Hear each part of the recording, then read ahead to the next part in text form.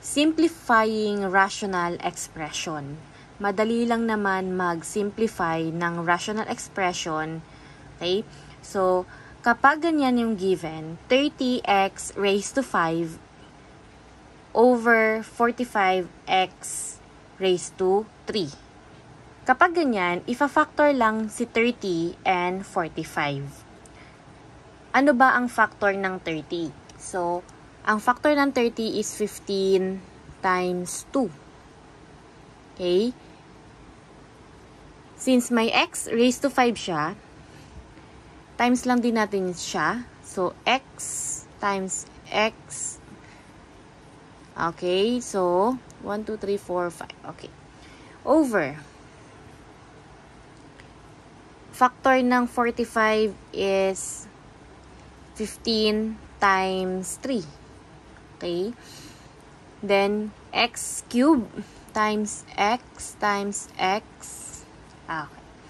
So, kapag ganyan, cancel out lang natin yung magkakapareha. So, cancel si 15. Then, since magkaiba naman si 2 and 3, huwag natin i-cancel. So, dito tayo kay x. So, cancel, cancel, cancel, cancel, cancel, cancel. So, kapag ganyan, i-apply mo lang si law of exponent.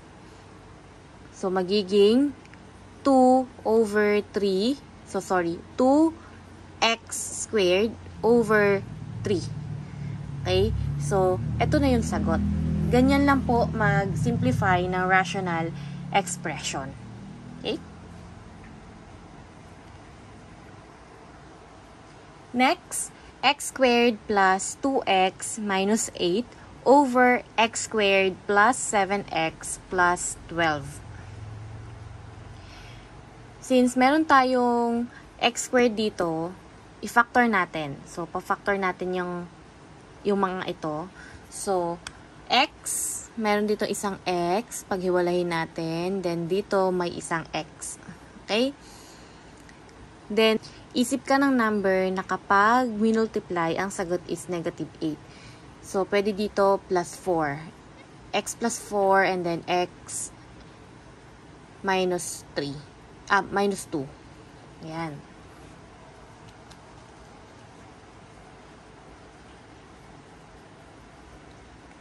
Okay. So, bakit? Kasi x times x, x squared, then positive 4 times negative 2, negative 8. Okay? So, over, factor din natin to. So, magiging, since x squared siya, paghiwalayin ulit natin yung x.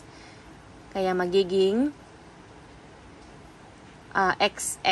Okay, magkahiwala yung x kasi x squared. Ngayon, ito po si constant term, si 12, positive 12. So, since may positive 4 ka dito, ang factor ng 12 is 4 times 3. Then, x plus 4, and then dito, x minus 3. X plus 3, since positive parehas.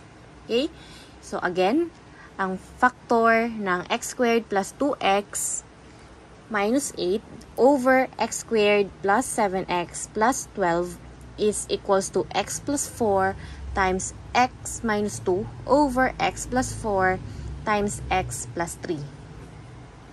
Same. Kapag ganyan, cancel out lang yung magkakamukha. Then, ang sagot dito is x minus 2 over x plus 3. Since sila na lang yung natira sa given. Okay?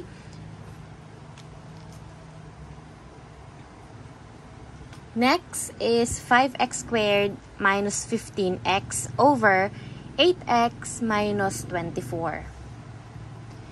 So, factor ulit natin, pero monomial factoring lang yung gagawin natin.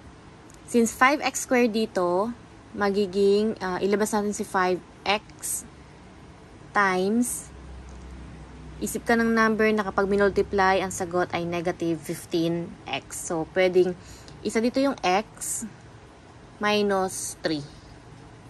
Okay? Para kapag, Finoil method, 5x times x, 5x squared, then 5x times negative 3, negative 15x. over 8x minus 24. So, ilabas natin si 8.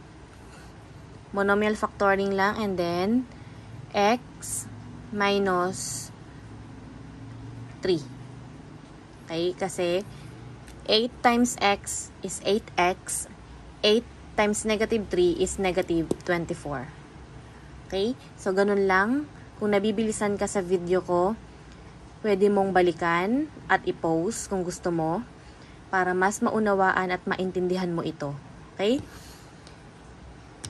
Kapag ganito na, cancel lang ulit yung magkakamukha. So, si x minus 3 is cancel kasi sila yung magkamukha. Kaya, ang sagot dito is 5x over 8. Okay? So, ganito lang mag-simplify ng rational expression. Okay? So, I hope natuto ka sa video na to. Kung gusto mo matuto pa, subscribe this channel. Bye!